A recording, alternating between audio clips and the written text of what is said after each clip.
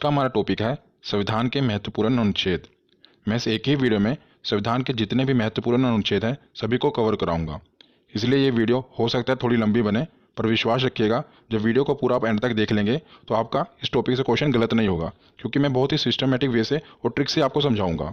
इसलिए बिना देरी किए हुए चलिए वीडियो को शुरू करते हैं। चलिए वीडियो की शुरुआत करते हैं और हम समझना शुरू करते हैं संविधान के महत्वपूर्ण अनुच्छेद के बारे में।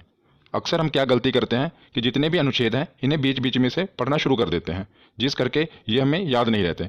पर इस वीडियो में मैं आपको पूरा सिस्टमेटिक वे से इसे पढ़ाऊंगा और जो भी है सबको मैं जहाँ पर ज़रूरत पड़ेगी ट्रिक से बताऊंगा। तो ये वीडियो काफ़ी इंपॉर्टेंट होने वाली है आपके लिए। तो चलिए इसको शुरू करते हैं। तो सबसे पहले हम जानते हैं कि संविधान में 22 भाग, 395 अनुच्छेद और 12 अनुसूचियाँ हैं। ये पहले मैंने आपको बता दिया। इससे पहले मैंने इसकी 2 वीडियो अपलोड कर दी हैं पॉलिटी की। अगर आपने नहीं देखी तो उस वीडियो को भी जरूर देख लेना। तो इसमें कितने भाग हैं? 22 भाग, 395 अनुच्छेद और 12 अनुसूचियाँ। हालांकि अब इसके अनुच्छेद बढ़कर 470 हो गए हैं, पर मूल रूप से ये 395 अनुच्छेद ही हैं। कैसे? क्योंकि 395 ए, 395 बी, 395 सी ऐसे करके ये जुड़कर लगभग 470 हो चुके हैं। पर हमें याद रखना है कि ये 22 भाग, 395 अनुच्छेद और 12 अनुसूचियाँ ही हैं। अब हम इसकी शुरुआत करते हैं। तो इसके पहले हम देखते हैं कि 22 भाग हैं। तो पहले भाग में 1 से लेकर 4 अनुच्छेद हैं और इसमें क्या है? तो संघ एवं उसके राज्य क्षेत्र का वर्णन है। तो जैसे आप कोई भी किताब पढ़ते हैं तो सबसे पहले उसमें क्या होता है? उसकी इंट्रोडक्शन होती है। इसी प्रकार जो भारत का संविधान है, ये भारत किसी भी गणतंत्र देश के लिए, लोकतंत्र देश के लिए उसका जो संविधान है सबसे पवित्र पुस्तक होती है उसकी। तो जो भारत का संविधान है इसमें भी पहले इंट्रोडक्शन ही होगी भारत की। तो पहले अनुच्छेद में क्या है? तो पहले अनुच्छेद में बताया है कि भारत राज्यों का संघ है, इंट्रोडक्शन है।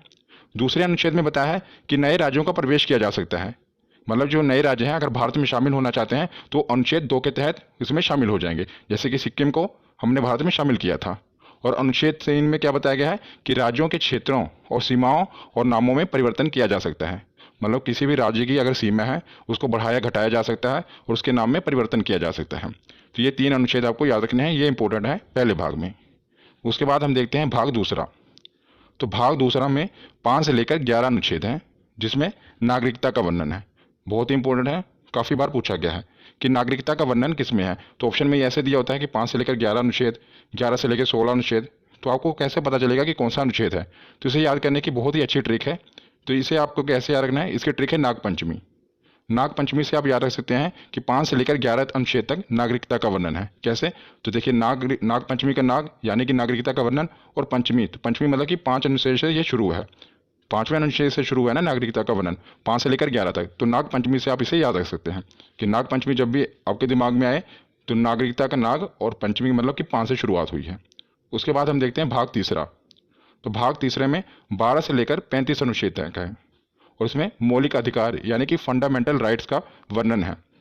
तो इसके ऊपर मैं एक स्पेशल वीडियो बना दूंगा पूरे मौलिक अधिकार के ऊपर, क्योंकि काफ़ी इंपॉर्टेंट है। पर इसमें अभी हमें इतना ही जानना है कि भाग तीसरे में मौलिक अधिकार का वर्णन है। तो मौलिक अधिकार कौन कौन से हैं? जैसे कि समानता का अधिकार हो गया, स्वतंत्रता का अधिकार, शोषण के विरुद्ध अधिकार, धार्मिक स्वतंत्रता का अधिकार, संस्कृति और शिक्षा संबंधी अधिकार और संवैधानिक उपचारों का अधिकार। तो अभी हमें इतना जानना है कि 12 से लेकर 35 तक मौलिक अधिकार हैं। उसके बाद हमें देखना है कि भाग 4A, ये काफ़ी इंपॉर्टेंट है। 4 नहीं था, 4A और इसका जो अनुच्छेद है वो 51A। इसमें मौलिक कर्तव्य का वर्णन है कि जैसे कि जो हमारा संविधान बना है, संविधान में हमारी भलाई के लिए बहुत से कानून हैं, पर जनता का भी तो ये फर्ज बनता है कि उसके देश के प्रति, तो इसलिए हमारे कुछ मौलिक कर्तव्य भी निर्धारित किए गए हैं। ये मैं कहाँ से ले गया है? तो ये स्रोत है जो है ये रूस से लिया गया है मौलिक कर्तव्य। मैंने आपको पिछली वीडियो में बताया था। जिसके रिलेटेड ये भी पूछा जाता है कि किसकी सिफारिश पर मौलिक कर्तव्य को संविधान में जोड़ा गया, क्योंकि इसे बाद में जोड़ा गया था।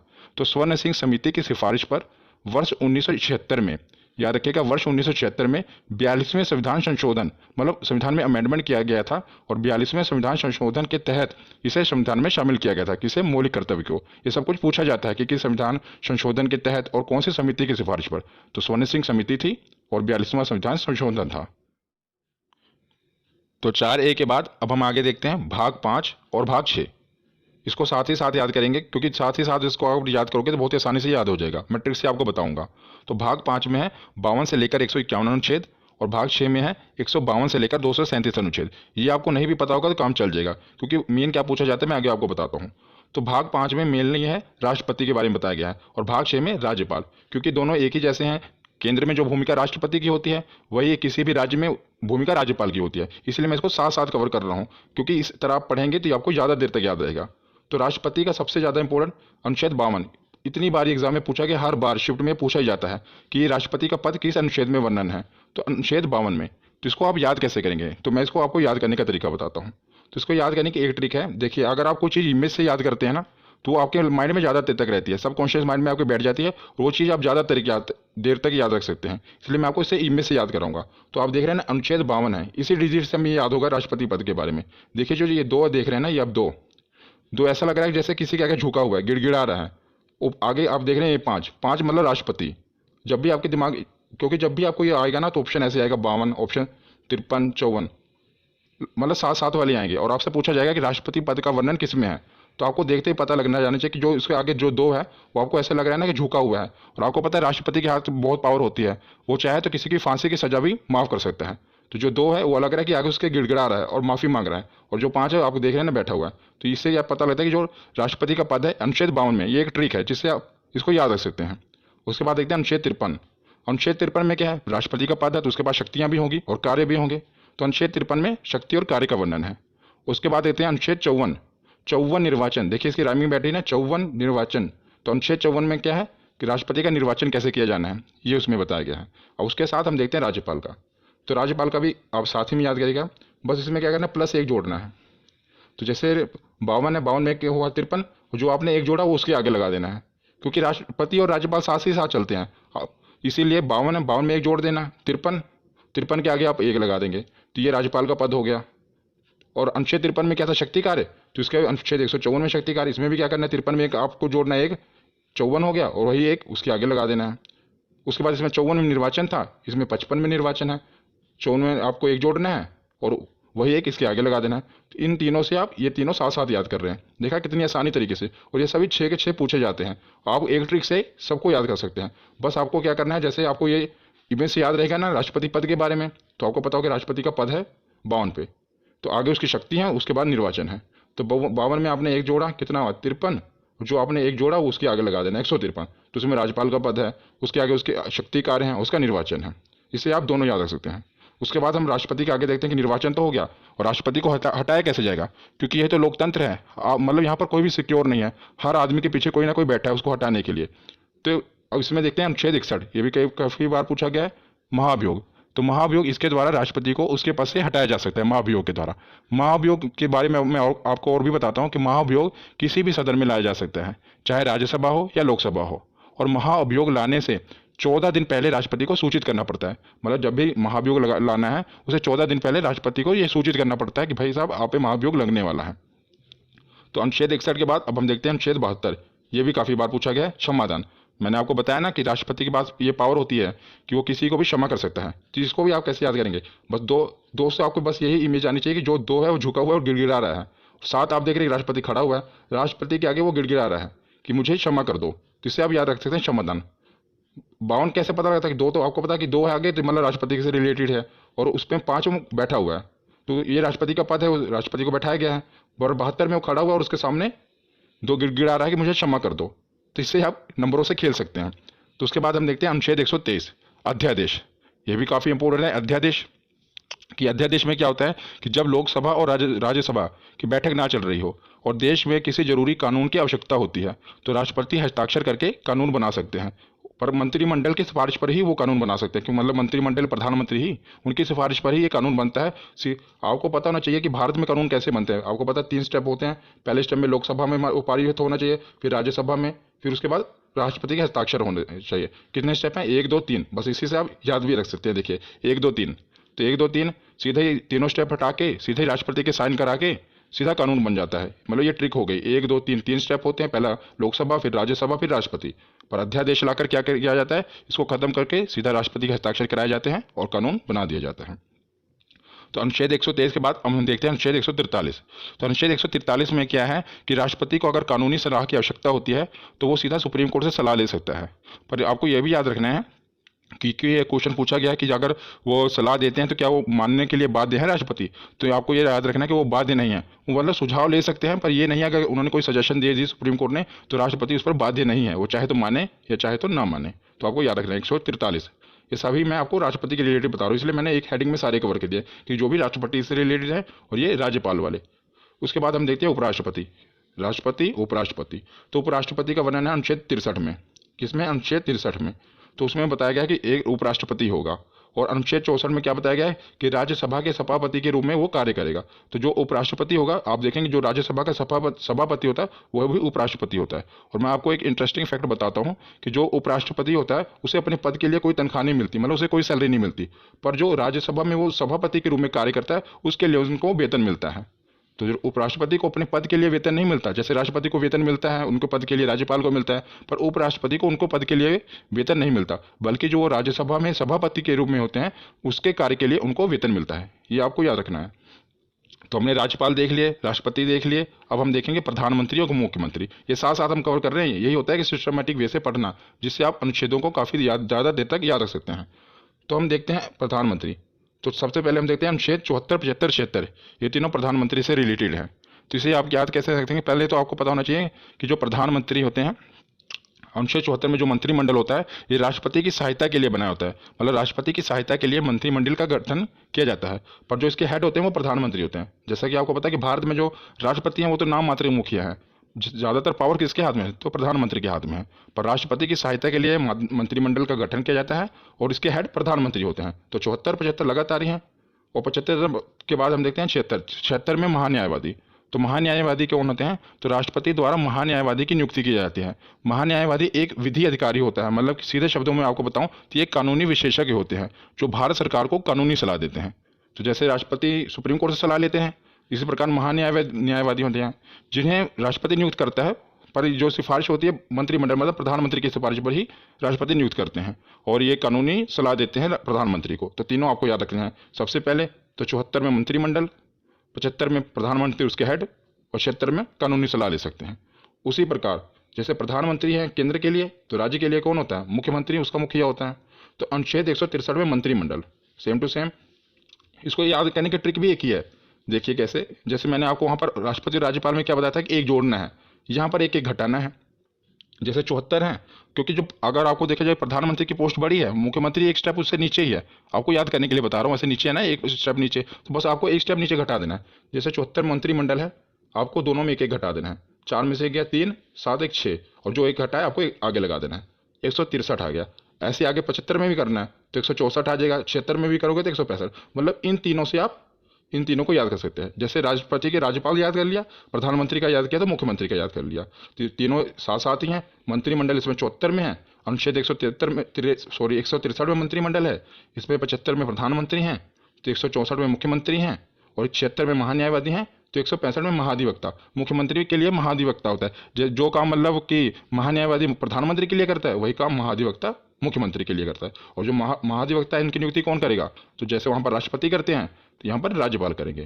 तो एक ही ट्रिक से आप इन 6 को याद कर सकते हैं। तो प्रधानमंत्री और मुख्यमंत्री तो हमने देख लिए। अब हम आते हैं संसद पर, क्योंकि कानून कहाँ पर बनेंगे? संसद में। तो ये तो आपको याद ही होगा क्योंकि काफ़ी इंपॉर्टेंट है, आपने याद किया ही होगा। संसद का जो वर्णन है अनुच्छेद 79 में है, 79। और उसके बाद 80 और 81 लगातार ही है, राज्यसभा और लोकसभा। तो कई बार क्या होता है हम इनके क्रम में मिस्टेक कर देते हैं। कई बार हम भूल जाते हैं कि 80 में लोकसभा आएगा या राज्यसभा आएगा। तो इसे याद करना बहुत ही सरल है और इसकी ट्रिक भी सरल है।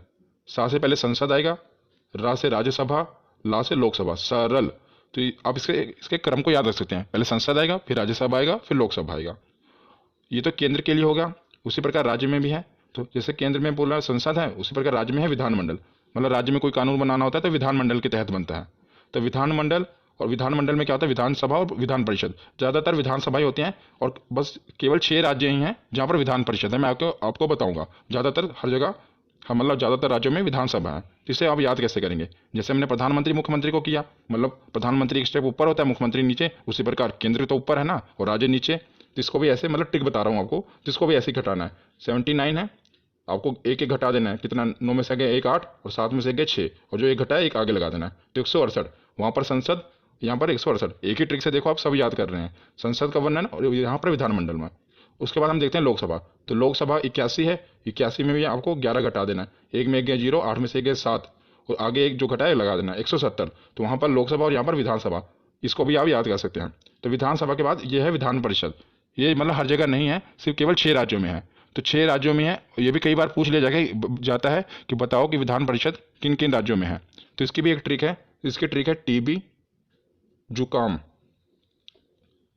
क्या? टीबी और जुकाम। इससे आप याद रख सकते हैं कि कहाँ कहाँ पर विधान परिषद है।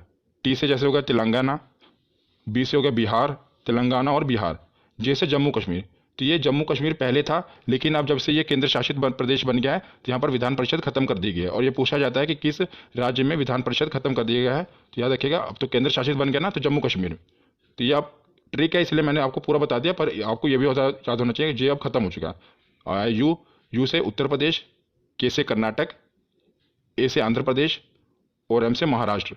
आंध्र प्रदेश भी अब जो है अपनी विधानसभा में उसने ये प्रस्ताव पारित किया है कि हमारे यहाँ विधान परिषद को खत्म कर दिया जाए, पर अभी वर्तमान में खत्म नहीं हुई है। तो कि 6 राज्यों में अभी भी है। पहले तेलंगाना, बी से बिहार, जम्मू कश्मीर खत्म हो गया। तो 1 2, यू से उत्तर प्रदेश 3, के से कर्नाटक 4, ए से आंध्र प्रदेश 5 और एम से महाराष्ट्र 6। तो मैंने आपको विधान परिषद भी बता दिए क्योंकि ये भी पूछे जाते हैं। तो हमने संसद को भी कवर कर लिया ट्रिक से, और विधानमंडल, विधानसभा और विधान परिषद को भी कवर कर लिया। तो संसद के कुछ और भी अनुच्छेद हैं जो पूछे जाते हैं, मैंने साथ ही कवर कर दिए, उसे भी देख लेते हैं। तो हम आते हैं अनुच्छेद 100 पे। कई बार पूछा गया अनुच्छेद 100 में किसका वर्णन है? निर्णायक मत।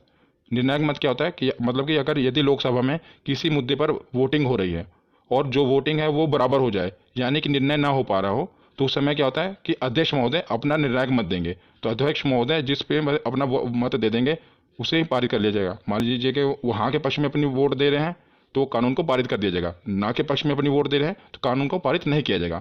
मतलब जबकि इसको याद रखना भी आसान है। देखिए 100 है ना, मतलब जब भी 50-50 बात आ जाए कि ना कानून का निर्णय ना हो पा रहा, 50-50 बात आ जाए, 50-50 100 होते हैं, तो एक वोट जो वहाँ पर अध्यक्ष महोदय हैं उनका निर्णायक मत माना जाएगा। तो अनुच्छेद 100 में निर्णायक मत का वर्णन है। 100 के बाद देखते हैं अनुच्छेद 108।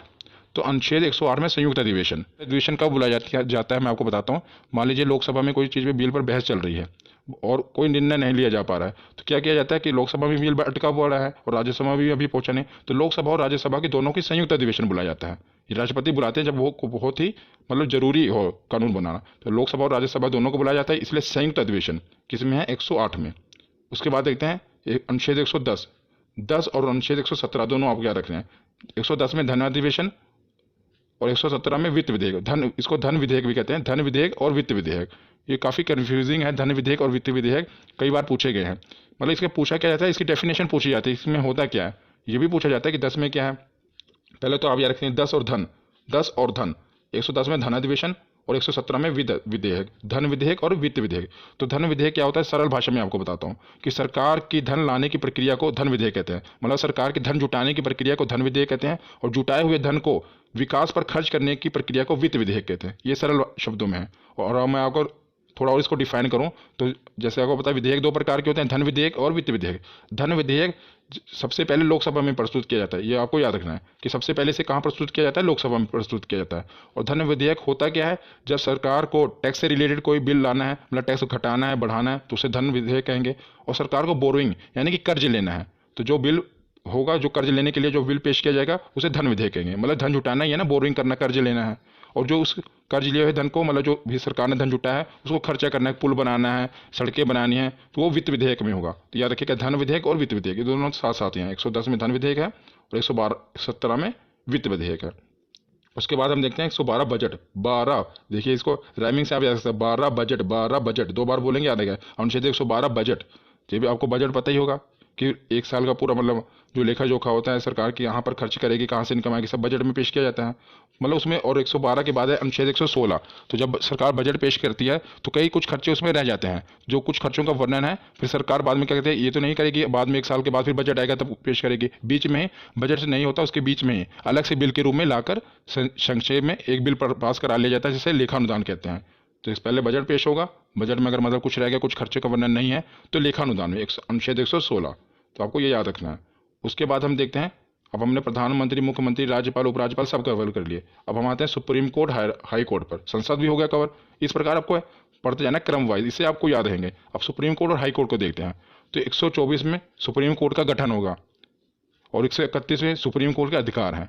तो 124 में क्या है, सुप्रीम कोर्ट का गठन होगा भारत में, और 131 में सुप्रीम कोर्ट के अधिकार हैं, और 148 में सीएजी की नियुक्ति। तीनों आपको याद रखने हैं, तीनों सुप्रीम कोर्ट से रिलेटेड मैंने पहले उठाए हैं। 124, 131 और 148। पहले सुप्रीम कोर्ट का गठन होगा। 131 में बताया कि सुप्रीम कोर्ट की क्या पावर है, कहाँ कहाँ उसका अधिकार क्षेत्र है।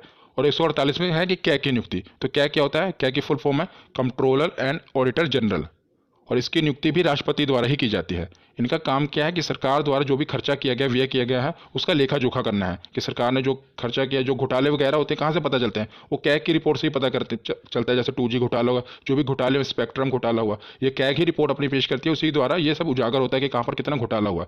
तो और इस समय अगर मैं आपसे पूछूं कि कैग कौन है, हमारे कंट्रोलर और ऑडिटर जनरल कौन है, तो गिरीश चंद्र मुर्मू जी हैं कैग, ये भी याद रखना। उसके बाद हम देखते हैं, हमने सुप्रीम कोर्ट देख लिया, 124 और 214 हाई कोर्ट है, 124 सुप्रीम कोर्ट है और 214 ऐसे आप पढ़ेंगे तो याद रहेगा। 2-3 बार वीडियो को देख लेना, आपको पूरा कभी भूलेगा नहीं। तो अनुच्छेद 214 क्या है कि इसमें बताया गया कि राज्य में एक हाई कोर्ट जरूर होगा। और अनुच्छेद 216 में बताया गया है कि हाई कोर्ट का गठन करना है। पहले बताया कि राज्यों के लिए हाई कोर्ट होगा, और इसमें 216 में क्या है कि हाई कोर्ट का गठन करना है, कैसे होगा वो बताया गया है। तो हमने सुप्रीम कोर्ट और हाई कोर्ट देख लिया। अब हम देखते हैं, एक मैंने हेड बनाया केंद्र राज्य संबंध।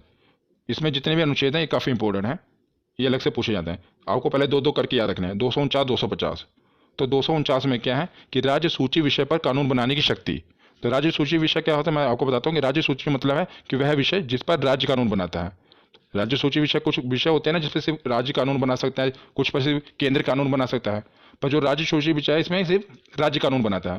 पर और मतलब कि विधानमंडल में कानून बनता है, वहाँ यहाँ केंद्र द्वारा बनाया गया तो संसद में बनता है, और मुख्य मतलब राज्य का विधानमंडल में बनता है। पर कुछ विषय हैं जिस पर संसद भी कानून बना सकती है, उसे अनुच्छेद 249 में रखा गया है कि जो कुछ विषय हैं जिस पर क्या है केंद्र भी कानून बना सकते हैं। और 250 में क्या है कि आपातकाल के दौरान, जब आपातकाल इमरजेंसी लग जाए, उस दौरान भी राज्य सूची के कुछ विषयों पर कानून बनाने की शक्ति केंद्र के पास है। तो दोनों याद रखेगा, 249 और 250। 250 में आपातकाल के दौरान और 249 मतलब नॉर्मल टाइम पे।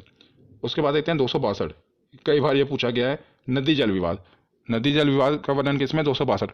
कई बार आप देखते हैं ना कि दो राज्यों के बीच में नदी के जल पर विवाद हो जाता है। जैसे कि अब कोई भी नदी है, वो एक ये तो नहीं देखेगी यूपी यहीं पर रुक जाएगी, वो आगे भी दूसरे राज्य में जाती है ना, तो उसके पानी के लिए विवाद हो जाता है कि कितना पानी। तो एक राज्य मान लो बांध बना लेता है, वो पानी रोक लेता है, तो दूसरा राज्य विवाद खड़ा कर देता है कि हमें पानी प्रॉपर नहीं मिल रहा। तो ये नदी जल विवाद का निपटारा किस में होता है, तो इसका 262 में वर्णन किया गया है। कौन सा अनुच्छेद है, 262। और 262 और 263 आपको साथ में याद रखने हैं। 263 में क्या, अंतर्राज्यीय परिषद, मतलब अंतर्राज्यीय विवाद इसमें है कि दो राज्यों के बीच कोई विवाद हो जाए तो उसे कैसे सुलझाना है, और उसमें संसद कानून बना सकती है। याद रखना, इसमें भी संसद कानून बना सकती है। तो 262 में नदी जल विवाद है और 263 में अंतर्राज्यीय परिषद है। उसके बाद आते हैं 280, ये भी काफ़ी इंपॉर्टेंट है, वित्त आयोग। तो 280 में क्या है, वित्त आयोग है। तो वित्त आयोग का काम क्या है, केंद्र और राज्यों के बीच जो है कर का वितरण करना है, जो टैक्स है उसका वितरण करना है केंद्र और राज्य के बीच में। इसमें 15वां वित्त आयोग चल रहा है, याद रखिएगा। और जो 15वें वित्त आयोग है, इसके अध्यक्ष कौन है, तो इसके अध्यक्ष हैं NK सिंह। इंपॉर्टेंट है, याद रखिएगा। जो वित्त आयोग है इसके अध्यक्ष कौन है, तो NK सिंह है, और 15वां वित्त आयोग है। उसके बाद हम चलते हैं 312। तो 312 अनुच्छेद में क्या है, आर्टिकल में अखिल भारतीय सेवा। अखिल भारतीय सेवा के अधीन क्या क्या आता है, आपको पता होगा, 3 चीज़ें आती हैं, एक IAS, एक IPS और एक IAFS। और ज़्यादा जोर देना IAFS पे, क्योंकि यहीं पर आपसे गलती होगी। क्या गलती होगी, क्वेश्चन ये आया था कि अखिल भारतीय सेवा में निम्नलिखित कौन सी सेवाएं आती हैं। तो आपको 4 ऑप्शन दिए होंगे, एक IAS, एक IPS, एक IFS, और IFS 2 बार दिया होगा, मतलब फुल फॉर्म दी होगी। एक IFS की फुल फॉर्म होती है इंडियन फॉरेस्ट सर्विस, और एक होती है इंडियन फॉरेन सर्विस। तो याद रखिएगा, जो ये वाला IFS है उसमें है इंडियन फॉरेस्ट सर्विस, कौन सा, वन विभाग वाला। तो यह बहुत इंपॉर्टेंट है, क्वेश्चन भी पूछा गया, इसलिए मैं आपको बता रहा हूँ कि जो अखिल भारतीय सेवा में ये जो IFS आ रहा है, ये इंडियन फॉरेस्ट सर्विस वाला है, ना कि फॉरेन सर्विस वाला, ये आप याद रखिएगा। उसके बाद आते हैं 315। तो संघ एवं राज्य के लिए लोक सेवा आयोग, मतलब कि जो UPSC के एग्जाम होते हैं, आपको पता नहीं UPSC का वर्णन किसमें है, 315 में। राज्य संघ के लिए मतलब केंद्र के लिए, और राज्य के लिए PCS, कई राज्यों में इसको PSC भी कहा जाता है और PCS। तो इसका वर्णन कहाँ पर है, अनुच्छेद 315 में। 312 में अखिल भारतीय सेवा, जिसमें 3 सेवाएं आती हैं, और 315 में UPSC का। तो केंद्र और राज्य के बाद अब हम आते हैं, हमने संसद भी देख लिया, प्रधानमंत्री, मुख्यमंत्री सब कुछ हो गए। अब आते हैं निर्वाचन में, मतलब चुनाव भी तो होने जरूरी है, तभी तो सब चुने जाएंगे। तो निर्वाचन आयोग, तो अनुच्छेद 324 के तहत निर्वाचन आयोग का गठन किया गया, इलेक्शन कमीशन का, किसके तहत, 324। तो उसके बाद आते हैं राज्यभाषा, और अनुच्छेद 343 के तहत हिंदी हमारी राज्यभाषा है। याद रखिएगा, राज्यभाषा कहा है मैंने, राष्ट्रभाषा नहीं। अनुच्छेद 343 के तहत हिंदी जो हमारी है राज्यभाषा है। और कौन सी लिपि है, तो देवनागरी लिपि है। उसके बाद ये है सबसे मोस्ट इंपॉर्टेंट, आपातकाल। हर बार पूछे जाते हैं एग्जाम में, और तीनों याद करने भी बहुत ही सरल हैं। 352, उसमें 4 जोड़ा 356, उसमें 4 जोड़ा 360, 52 4 56 4 60। तो 352 में क्या है, राष्ट्रीय आपातकाल। तो 352 में क्या है, राष्ट्रीय आपातकाल। जब देश में, जब राष्ट्रीय आपातकाल कब लगता है, जब देश में दूसरे देश से युद्ध हो जाए और या कोई आंतरिक विद्रोह हो जाए पूरे अपने भारत में, देश में आंतरिक विद्रोह बड़े पैमाने पर हो जाए, तब राष्ट्रीय आपातकाल लगा दिया जाता है। इंदिरा गांधी के समय भी लगा था, इमरजेंसी लगी थी ना। तो जब देश में दूसरे देश से या तो युद्ध हो रहा हो, जैसे चाइना के साथ युद्ध हो, उस समय इमरजेंसी लगी थी, या पूरा आंतरिक विद्रोह हो गया हो बड़े पैमाने पर, तब राष्ट्रीय आपातकाल लगता है। और 352 के बाद 356, 356 में क्या है, राष्ट्रपति शासन। जब किसी राज्य की मतलब संसदीय व्यवस्था पूरी तरह खत्म हो जाए तो वहाँ पर राष्ट्रपति शासन लग जाता है। और किसी राज्य की सरकार भी गिर जाए और जब तक चुनाव ना हो, तब भी आपको पता है राष्ट्रपति शासन लगा दिया जाता है। तो 52 में राष्ट्रपति आपातकाल, राष्ट्रीय आपातकाल पूरे भारत में, और 56 में राष्ट्रपति शासन। और 56 के बाद आता है 360, वित्तीय आपातकाल। तो वित्तीय आपातकाल क्या है, जब देश की इकोनॉमिकल कंडीशन, आर्थिक जो व्यवस्था है वो बहुत खराब हो जाए, तब वित्तीय आपातकाल लग जाता है। पर याद रखिएगा, अभी तक भारत में एक बार भी वित्तीय आपातकाल नहीं लगा है। तो आपसे क्वेश्चन पूछा जा सकता है कि बताइए कि निम्नलिखित में से कौन सा आपातकाल अभी तक नहीं लगा है। तो याद रखिएगा 360 में जो है वित्तीय आपातकाल भारत में अभी तक नहीं लगा है। हाँ, राष्ट्रपति शासन तो बहुत बार लग चुका है और राष्ट्रीय आपातकाल भी लग चुका है, लेकिन अभी तक वित्तीय आपातकाल नहीं लगा है। उसके बाद हम सकते हैं कि संविधान तो बन गया, लेकिन संविधान में संशोधन भी होना जरूरी है कि नए, अगर मान लो कोई बदलाव करना है, वो भी तो जरूरी है। और मैंने पिछली वीडियो में जो संविधान के स्रोत हैं, मतलब कहाँ कहाँ से संविधान लिया गया है, पूरा स्पेशल आपको ये बताया कि जो संविधान का संशोधन है कहाँ से लिया गया था, आपको याद होगा। तो अगर आपने पिछली वीडियो देखी होगी तो साउथ अफ्रीका से लिया गया था कि संविधान में संशोधन किया जाना है। तो आपने अगर वो वीडियो नहीं देखी तो देख लेना। तो अनुच्छेद 368 में है कि संविधान में संशोधन किया जा सकता है। इसका वर्णन किसमें है, अनुच्छेद 368, 326 628 368 में। अब कुछ लास्ट बच्चे हैं, अन्य महत्वपूर्ण है, इससे भी हम पढ़ लेते हैं क्योंकि बाकी सब हेड के अंदर थे। मैंने राष्ट्रपति के अंदर कुछ था, कुछ मुख्यमंत्री के, ये कुछ बचे हुए थे और ये पूछे गए, इसलिए मैंने इसे अलग से कवर कर लिया। बस लास्ट ही है। तो अनुच्छेद 17 में है अस्पृश्यता का अंत, मतलब कि छुआछूत का अंत। ये किसमें है, अनुच्छेद 17 में, आर्टिकल 17। उसके बाद आता है अनुच्छेद 29। तो 29 में क्या है, अल्पसंख्यक हितों का संरक्षण। काफ़ी बार पूछा गया है कि प्रोटेक्शन ऑफ माइनॉरिटी, अल्पसंख्यक हितों का संरक्षण किसमें है, तो अनुच्छेद 29 में है। तो इसे आप कैसे याद रख सकते हैं, बस उन्हीं नंबरों से खेलिए। 29 धोगी में तो मैंने आपके दिमाग में फिट कर दी, क्या है कि आदमी गिड़गिड़ा रहा है, झुका हुआ है। देखिए, जब तक अल्पसंख्यक थे पहले उनके लिए कोई कानून नहीं था, बेचारे झुके हुए थे। तो जैसे उनके लिए कानून आया वो खड़े हो गए थे। नो क्या बता रहा है आपको कि वो पूरा एकदम सीना तान के खड़ा है, पहले गिड़गिड़ा रहे थे। तो ये इससे मतलब अनुच्छेद जो 29 है अल्पसंख्यक के हितों के संरक्षण करने के लिए है। नंबर से आप खेलिए, इससे आपको याद रहेगा। 29 के बाद देखते हैं अनुच्छेद 40। 40 में क्या है कि पंचायत राज प्रणाली, इसका वर्णन अनुच्छेद 40 में है। अब लास्ट में देखते हैं अनुच्छेद 32, मोस्ट इंपोर्टेंट है।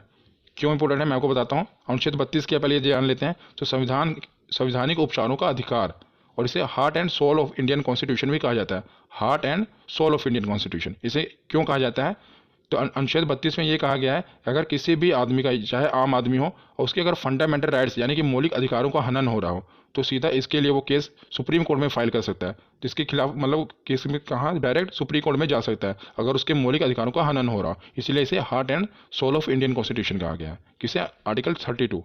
तो ये वीडियो आज यहीं पर खत्म होती है। कैसी लगी आपको ये वीडियो, कमेंट सेक्शन में जरूर बताना। धन्यवाद।